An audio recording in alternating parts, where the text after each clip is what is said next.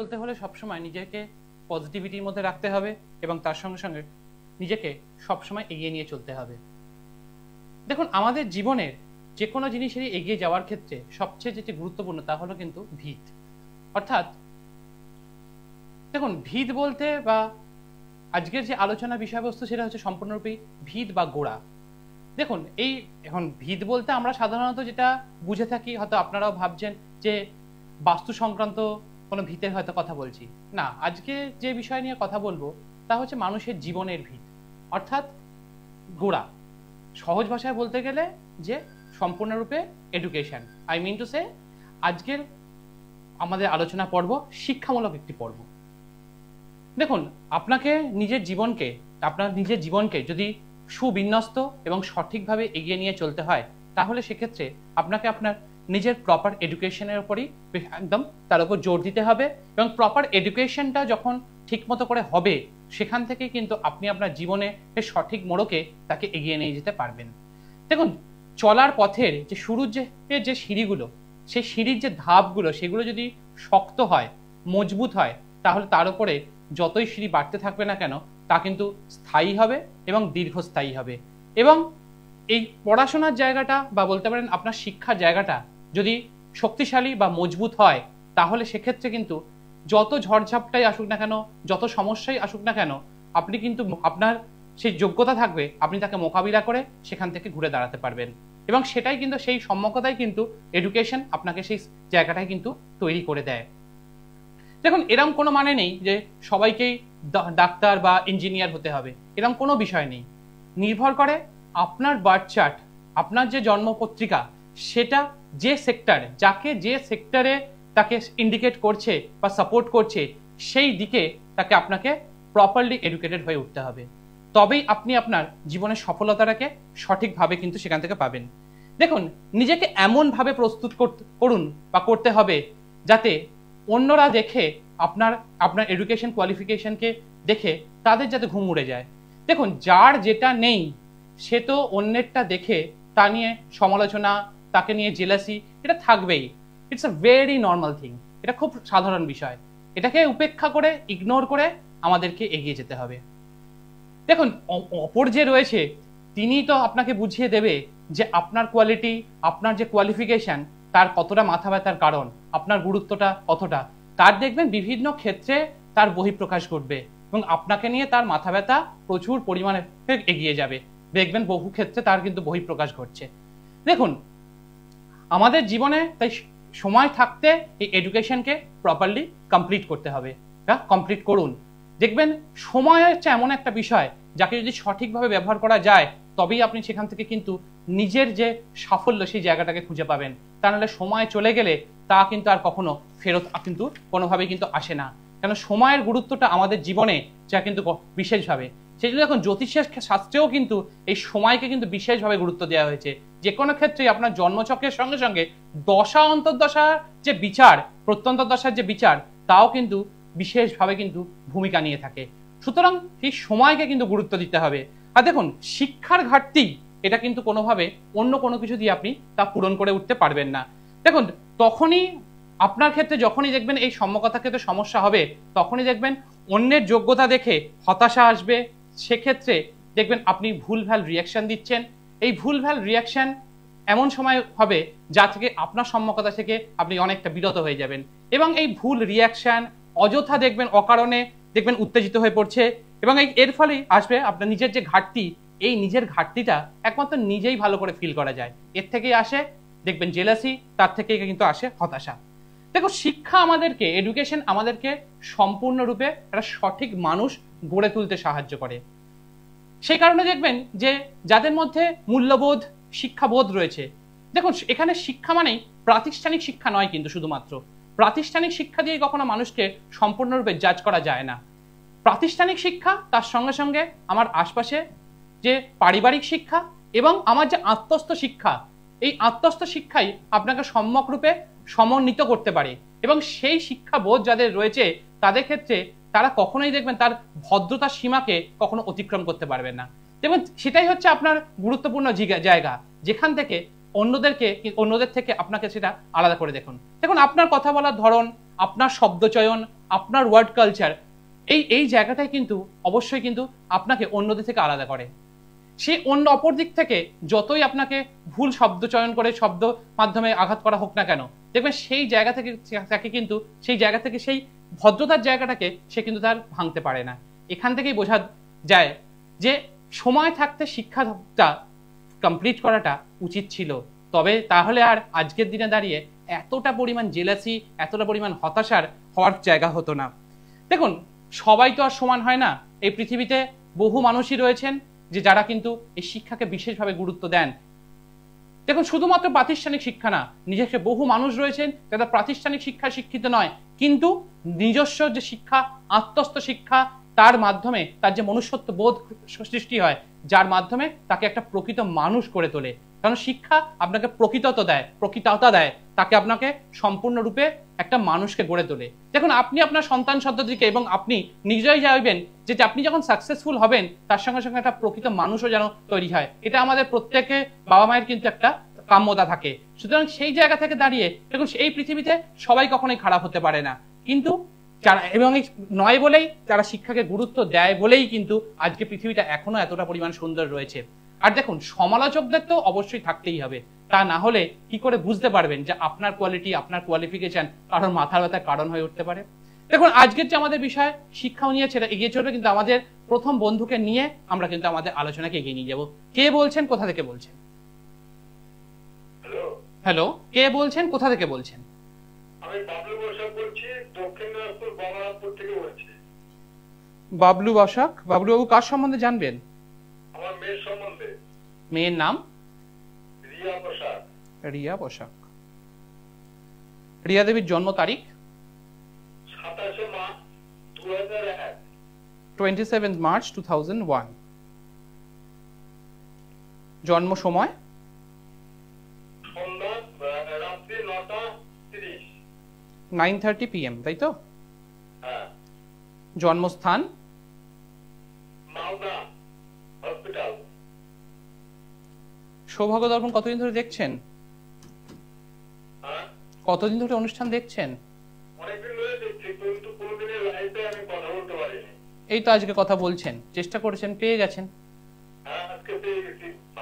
তা কেমন লাগছে অনুষ্ঠানটা দেখে? কেমন লাগছে? হ্যালো, হ্যাঁ স্যার। অনুষ্ঠানটা দেখে কেমন লাগে? ভালো লাগে দেখি তো ফোন করলাম। আচ্ছা, এখানে যা পাওয়া যাচ্ছে দেখুন, জন্ম তারিখ পাওয়া গেছে 27 তারিখ, অর্থাৎ এখানে পাওয়া গেছে জন্ম সংখ্যার তারিখটা যদি যোগ করা যায় তা পাওয়া যায় হচ্ছে 9। এবং এখানে এই 9 সংখ্যার জাতক জাতিকা যারা হয় তাদের ক্ষেত্রে জীবনের প্রথম ভাগটা একটু স্ট্রাগলের মধ্যে দিয়ে যায় এবং যথেষ্ট পরিমাণে চেষ্টা করে, এবং যে কোনো কাজের ক্ষেত্রে কনফিডেন্স লেভেল বারবার ধরে ডিটোরিয়েট করলেও আবার কিন্তু নিজে ঘুরে দাঁড়ায়, বারবার ধরে যে কোনো ক্ষেত্রে প্রতিহত হলেও যেভাবে চেষ্টা করে সেই অনুযায়ী কিন্তু রেজাল্ট সবসময় হাতে পায় না। এবার আসবে জন্ম ছকে। দেখুন, এখানে লগ্ন পাওয়া গেছে বিশাখা নক্ষত্রে, চন্দ্র পাওয়া গেছে ভরণী নক্ষত্রে, অর্থাৎ এখানে মেষ রাশি, এবং এখানে যে লগ্ন পাওয়া গেছে সেই লগ্ন হচ্ছে তুলা লগ্ন। তুলা লগ্ন এবং মেষ রাশি, এবং এখানে লগ্ন পাওয়া গেছে বৃশ্চিক লগ্ন এবং রাশি পাওয়া গেছে তুলা রাশি, মেষ রাশি। এই মেষ রাশির ক্ষেত্রে বর্তমান সময়টা খুব একটা কিন্তু ভালো নয়, তার কারণ 7.5 যে ফার্স্ট ফেজ সেই জায়গাটা কিন্তু তৈরি হবে। এবং এখানে রবি এবং শুক্র একসঙ্গে লগ্নের পঞ্চম স্থানে অবস্থান করছে, এবং তার উপর দিয়ে 29শে মার্চের পর কিন্তু শনি অবস্থান করবে, এবং এই জায়গাটা কিন্তু ওর ব্যক্তিগত জীবন, প্রফেশনাল লাইফ, এই জায়গাটার ক্ষেত্রে কিন্তু একটা সমস্যা করবে।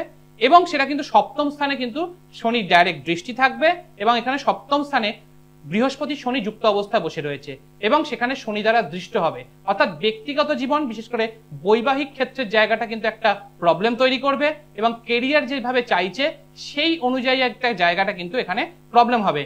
লগ্নের চতুর্থ স্থানে এখানে বুধ অবস্থান করছে, ফলে বলা যায় যে ওর মধ্যে বুদ্ধিমত্তা, নিজেকে ইউটিলাইজেশন করার যথেষ্ট পরিমাণে চেষ্টা রয়েছে, কিন্তু সেই চেষ্টাটা যতটা পরিমাণ করে সেই অনুযায়ী কিন্তু রেজাল্টটা কিন্তু সবসময় কিন্তু হাতে নাতে পায় না। 24 বছর বয়স এবং বর্তমান সময় কেরিয়ারের একটা আপলিফমেন্ট পয়েন্টে দাঁড়িয়ে রয়েছে, কিন্তু কেরিয়ার যেভাবে চাইছে সেই জায়গাটার ক্ষেত্রে একটা প্রবলেম হচ্ছে। এবং এখানে যে একটা সপ্তম স্থানে বৃহস্পতি শনি একটা খঞ্জগুরু দোষ তৈরি করেছে এবং সমস্ত লগ্নেস্থ মঙ্গল যা কিন্তু মাঙ্গলিক দোষ তৈরি করছে। এই মাঙ্গলিক দোষ যখন থাকে ব্যক্তিগত জীবনটা কিন্তু অনেকটা প্রবলেম তৈরি করে, এবং লগ্নস্থ মঙ্গল যা কিন্তু সপ্তম এবং অষ্টম স্থানের দৃষ্টি দিচ্ছে, যা কিন্তু তার ক্ষেত্রে বিভিন্ন ক্ষেত্রে সমস্যা তৈরি হয়। এবং মঙ্গলের দৃষ্টি থাকছে চতুর্থ ভাবেও বুধের ওপরে, যা কিন্তু ও যেভাবে কোনো বিষয়কে মানে আপনার মেয়ে রিয়া দেবী যখন নিজেকে কোনো জায়গায় প্রেজেন্ট করে সেক্ষেত্রে সবসময় কিন্তু ওকে কিন্তু একটা ভুল আন্ডারস্ট্যান্ডিং এর একটা জায়গা থেকে যায়, এবং সমস্ত গ্রহগুলি রাহু কেতু দ্বারা নিয়ন্ত্রিত, যার ফলে সমস্ত কাজের ক্ষেত্রে প্রসপ্যারিটির ক্ষেত্রে বাধা, যা কাজই করে সেক্ষেত্রে কিন্তু একটা বাধা তৈরি হয়। এবং ব্যক্তিগত জীবন এবং শারীরিক জায়গাটা লাস্ট বছর দেড়েক ধরে কিন্তু একটু প্রবলেমের মধ্যে দিয়ে সাফার করছে, মাঝে মধ্যে টুকটাক কিছু না কিছু শরীর খারাপ কিন্তু লেগে থাকে। একটু শেয়ার করবেন। হ্যাঁ স্যার, হ্যাঁ ঠিক। দেখুন এখানে আপনার মূল প্রশ্ন হচ্ছে ওর কেরিয়ার ওরিয়েন্টেড, তাই তো? হ্যাঁ, কেরিয়ার আর ওর আয়ুতে কোনো খারাপ ধারা আছে কিনা? দেখুন বর্তমান সময়টা একেবারেই ভালো না। শনি 7.5 যে আগামী 7.5 বছর, এই 7.5 বছর মোটেও কিন্তু ভালো না, এবং আগামী 7.5 বছর এবং তার সঙ্গে সঙ্গে রাহু কেতুর যে প্রভাব, এই রাহু কেতুর প্রভাব কিন্তু ওর জীবনে বারবার ধরে প্রভাবিত করেছে, এবং তার জন্য যতটা পরিমাণ চেষ্টা করেছে সেই অনুযায়ী কিন্তু রেজাল্ট মাধ্যমিক বা এইচএসে যতটা পরিমাণ এক্সপেক্টেড রেজাল্ট ছিল সেই রেজাল্টটা কিন্তু হয়নি। এক্সপেকটেশন যতটা ছিল রেজাল্ট ভালো হবে, কিন্তু যতটা এক্সপেকটেশন সেটা কখনো পায়নি, তাই তো? হ্যালো,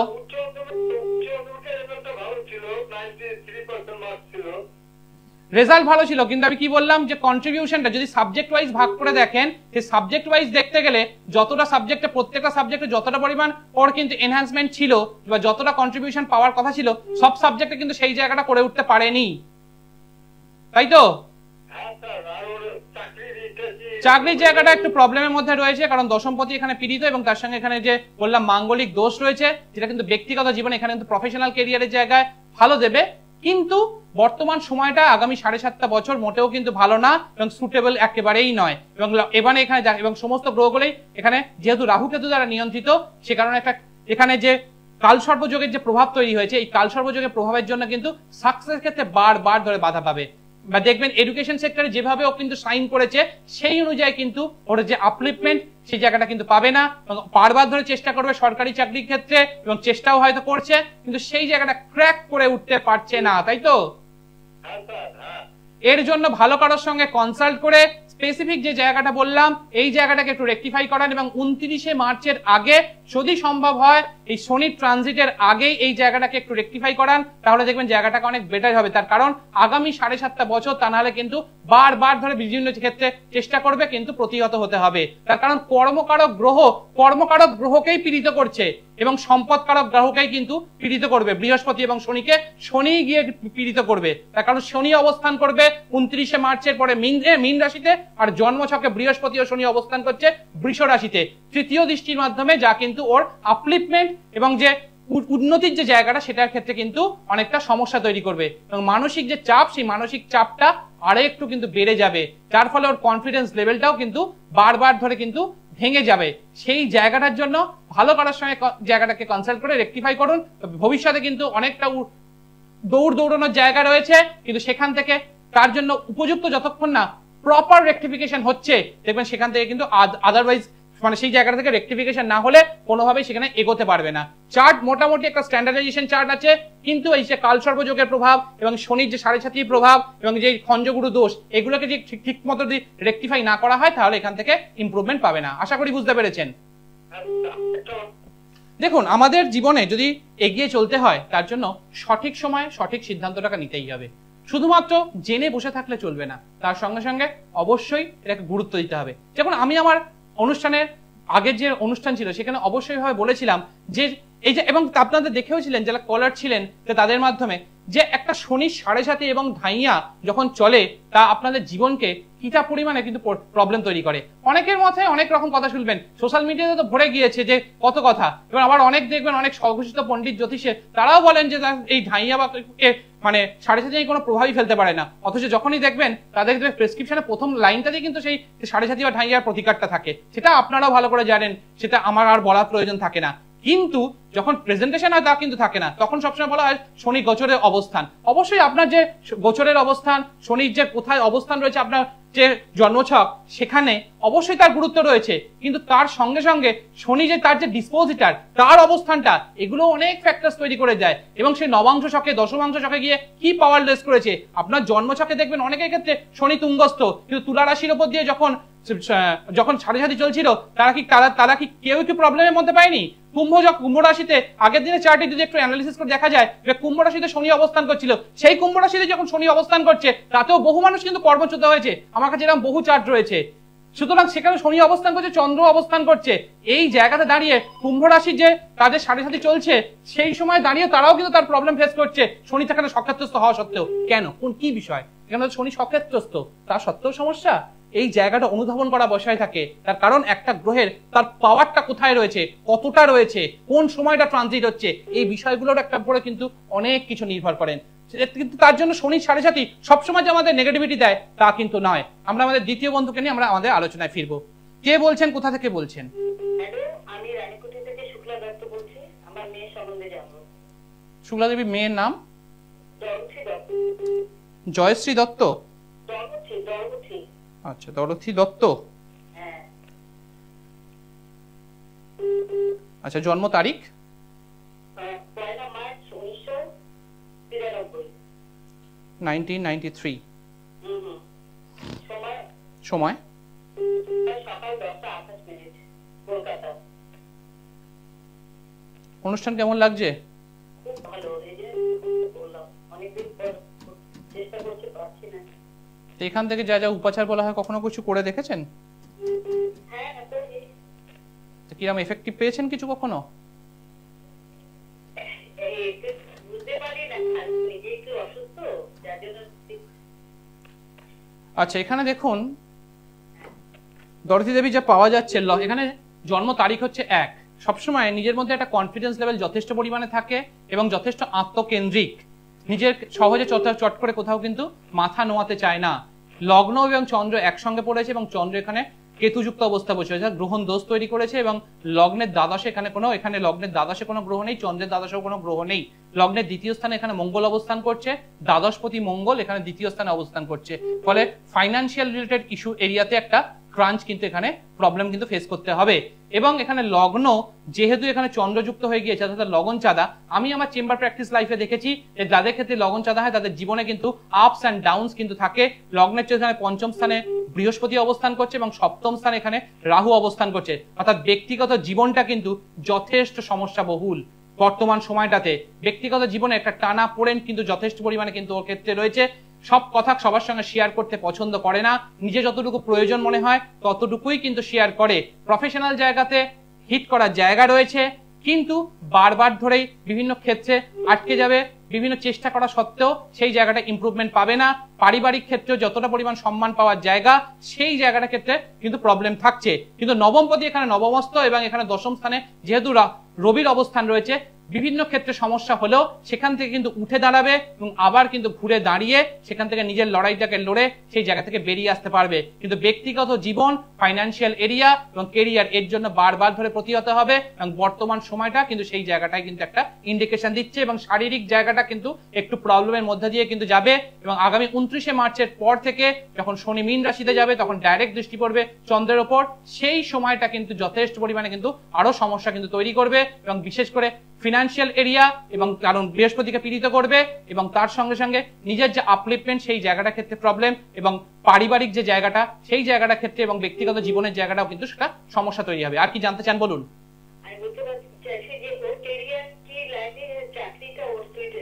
ওদের চাকরির চেষ্টা করছে, এখনো যে জায়গাতে ইনভলভ রয়েছে সেখান থেকে তো স্যাটিসফ্যাকশন নেই। দেখুন যদি স্যাটিসফ্যাকশন থাকে, তাহলে নিশ্চয়ই আপনি চেঞ্জ করবেন না।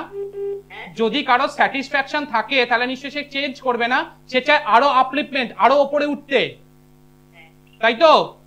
না না, আমি বলেছি যেহেতু জিওগ্রাফি নিয়ে এমএসসি করেছে, আবার যেহেতু এমএসসি রিলেটেড কোনো চার শিল্পের উপরে কোনো কোর্স দেখুন এখানে চা শিল্পের উপর জায়গাটা খুব একটা আমি ভালো দেখতে পাচ্ছি না, কিন্তু ওর কেরিয়ারের জায়গাটা বেশ ভালো আছে, কিন্তু যেহেতু বর্তমান সময়টা খুব একটা সুটেবল নয়, এই জায়গাটা বর্তমান সময় চেঞ্জ করাটা একটু প্রবলেমেটিক। কিন্তু ফাইন্যান্সিয়াল এরিয়া একটু ক্রাঞ্চ থাকবে এবং যেরকম ভাবে চাইছে সেই অনুযায়ী স্যাটিসফ্যাকশনটা থাকবে না। আপনি আপনার মেয়েকে ভালো করে জিজ্ঞেস করে দেখবেন, বিশেষ করে বসেদের সঙ্গে মাঝে মধ্যেই কিন্তু টাসল হয়।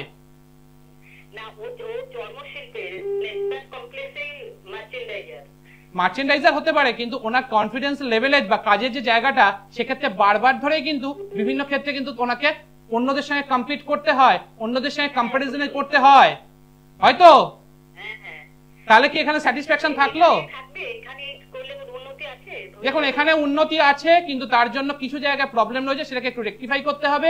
2028 সালের পর থেকে প্রপার এনহ্যান্সমেন্ট হবে, তবে শনি যখন ট্রানজিট নেবে এই সময়টাকে একটু বুঝে শুনে স্টেপ নেওয়াটাই কিন্তু আমাদের পক্ষে ভালো, তবেই কিন্তু জীবনে এগিয়ে যেতে পারবে। আর কিছু জানতে চান?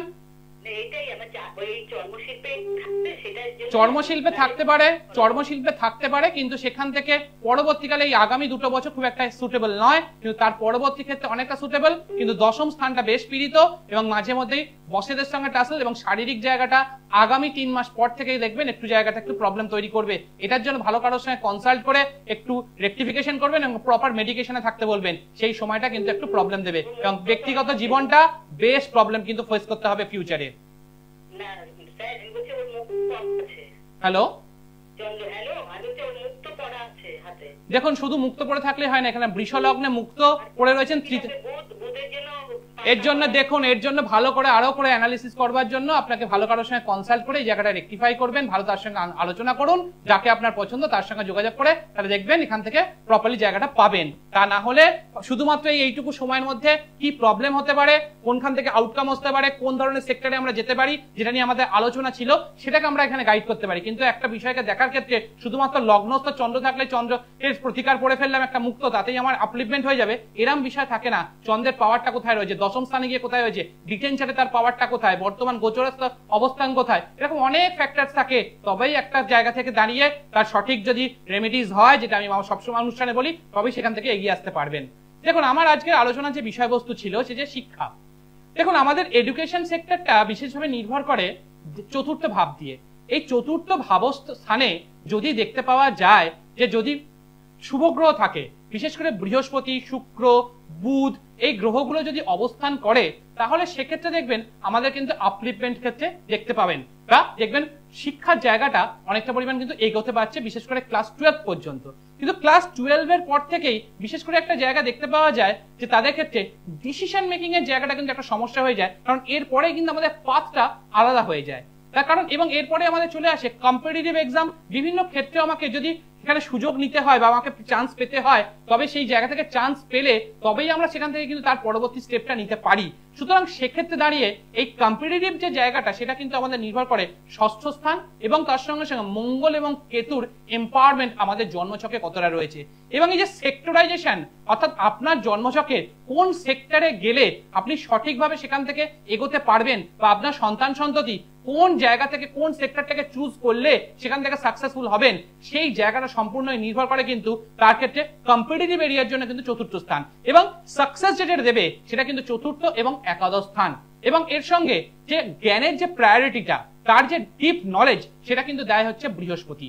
সুতরাং বৃহস্পতির অবস্থান এবং বুধ দেয় আমাদেরকে বুদ্ধিমত্তা এবং তার সঙ্গে তার অ্যাপ্লিকেশন। সুতরাং এই জায়গার পাওয়ারটাকে আমাদেরকে অনুধাবন করার বিষয় থাকে যে আমাদের এই যে বর্তমান সময়টা, বিশেষ করে যারা ক্লাস 11-12 মাধ্যমিক পাস করলো, তাদের ক্ষেত্রে এই যে বর্তমান সময় সেক্টরাইজেশন, যে কোন সেক্টরে গেলে তার প্রপার এনহ্যান্সমেন্টটা ইন ফিউচারে হবে, তার জন্য কিন্তু আমাদের জন্মছকের যে গ্রহগুলির কথা বললাম সেই গ্রহগুলি এবং তার সঙ্গে চতুর্থ ভাব, এই ষষ্ঠ ভাব, যা কিন্তু আমাদের এম্পাওয়ারমেন্ট দেবে। এবং এই গ্রহগুলো সঞ্চার এবং যখন চতুর্থ ভাব, ষষ্ঠ ভাব এবং একাদশ ভাবে এই যে সমন্বয়, যেটা যদি সঠিকভাবে হয় তবেই সেখান থেকে তার প্রপার সাকসেস পাবেন। দেখুন শিক্ষা বিষয়ে আলোচনা আমাদের আরো পরবর্তী অনুষ্ঠানগুলো দেখবেন, সেখানে আরো পাবেন। আজকের সময় তো একদম থাকতে বলছে। মা দক্ষিণা কালীকে প্রণাম জানিয়ে আজকের অনুষ্ঠান এখানেই শেষ করলাম। সকলে ভালো থাকবেন, সুস্থ থাকবেন।